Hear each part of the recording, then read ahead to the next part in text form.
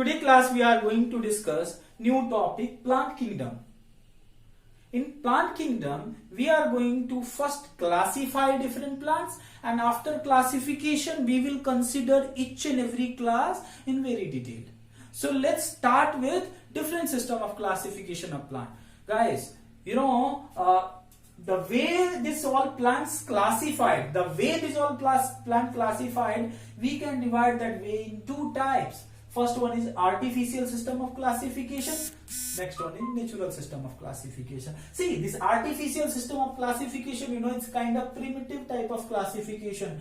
Initially, when science was not that much developed, on that time, this artificial system of classification was, so popular. Like you see, like our Aristotle, great Greek philosopher, he divided plant in three types. First is herbs, shrubs, trees. Like he told that herbs are those plants which are soft.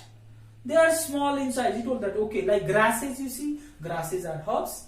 Okay. Then second category he given for plants, shrubs. Shrubs are those plants, and of course they are woody. They are somewhat larger in size, means middle size they are.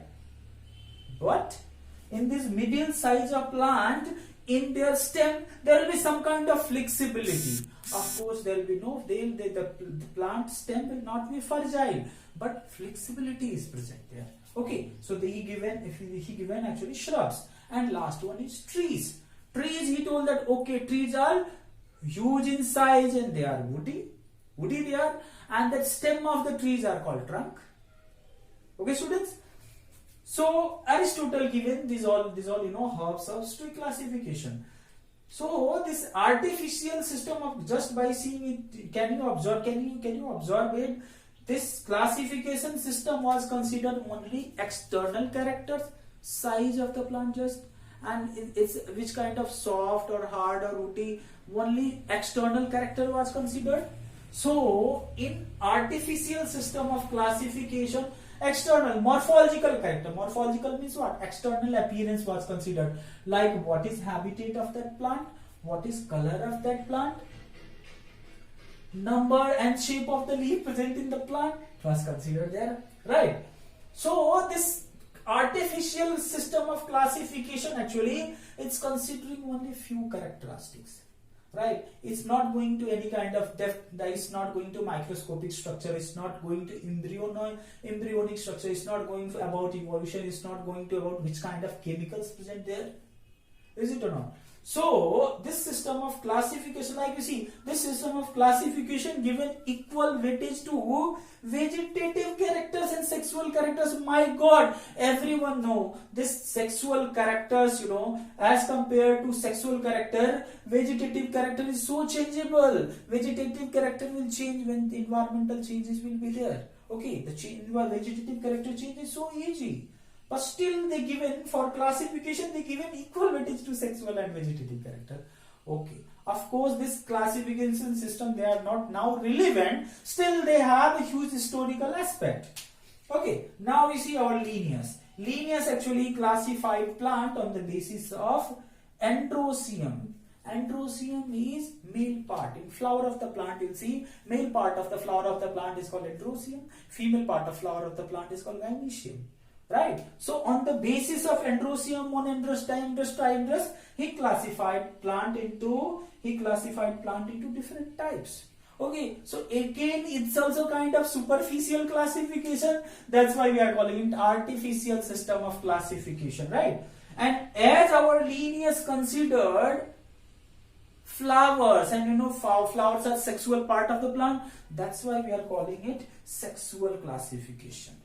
Okay. So this is what my artificial classification. Now come to natural classification. In natural classification, all kind of depth things was considered. Like we considered ultrastructure, we considered microscopic structure, anatomy, we considered embryonic stages. See, the different classes of the plant, their embryonic development will be in different way. So we consider their embryonic stages also, right? And then we considered which kind of biomolecules present in the plants, which kind of phytochemicals present in the plant, which kind of secondary metabolites present in the plant. Everything was considered here, right?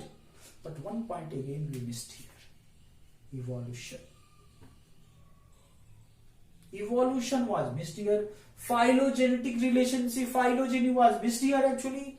Right. So in natural system of classification, who was given by George Bentham and Joseph Dalton Hooker, evolution was missed, phylogeny was missed.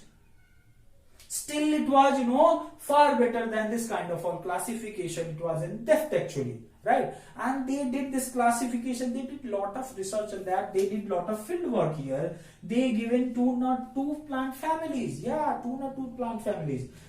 They divided this whole plant family in 3 groups: dicot, monocot and gymnosperm. But you see this irony you see here. They kept this gymnosperm in middle of dicot plant and monocot plant. Guys, according to concept of evolution on this earth, first gymnosperm came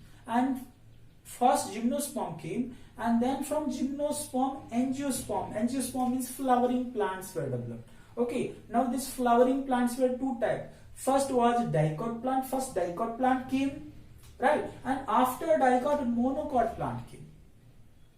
That means monocot is most advanced. Second one is dicot, and after that primitive one is gymnosperm. But you see these 2 scientists, George Bentham and Hooker, kept this gymnosperm in middle of dicot and monocot. That means they not considered the phylogenetic relationship between them.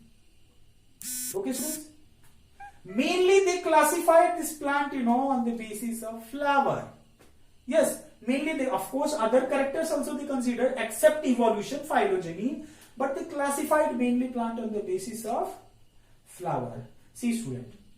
One more problem was seen. First problem, evolution was not considered. They classified all living organism into 2 kingdoms: plant kingdom and animal kingdom. Guys, they not considered prokaryote and eukaryote. See, prokaryote and eukaryote was not considered. Such a huge difference thing they kept at one place.